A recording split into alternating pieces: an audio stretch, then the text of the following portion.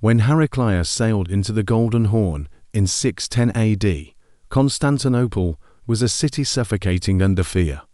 The tyrant Phocas had dragged the empire into chaos, and the once mighty Byzantine state seemed on the brink of collapse.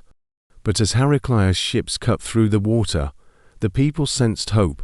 They rose, overthrew Phocas, and welcomed a new emperor, young, determined, and ready to save a dying empire. But what Heraclius inherited was a nightmare. To the east, the Persian king Khosrow II had unleashed a massive invasion to avenge the fallen Maurice. City after city fell: Antioch, Damascus, Jerusalem. Even the true cross, Christianity's most sacred relic, was seized and carried away in triumph. To many, it seemed the end of the world had come. Heraclius could have surrendered. Any other ruler might have. Instead, he made a decision that would change history. He reorganized the empire from the ground up. He melted the church's treasures to fund the army.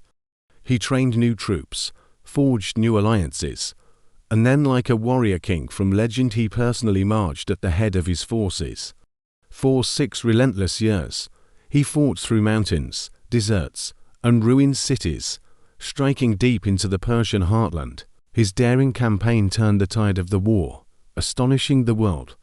In 627, on the snowy plains near Nineveh, Heraclius faced the Persians in a final, decisive battle. He fought with his sword flashing, cutting down the Persian general in single combat.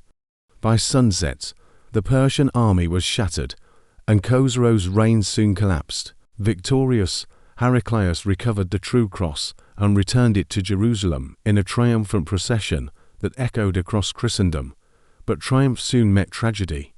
As Heraclius weakened from years of war, a new power rose from the Arabian Peninsula: the armies of Islam. Swift, united, and driven by faith, they struck at Byzantine lands exhausted from decades of conflict.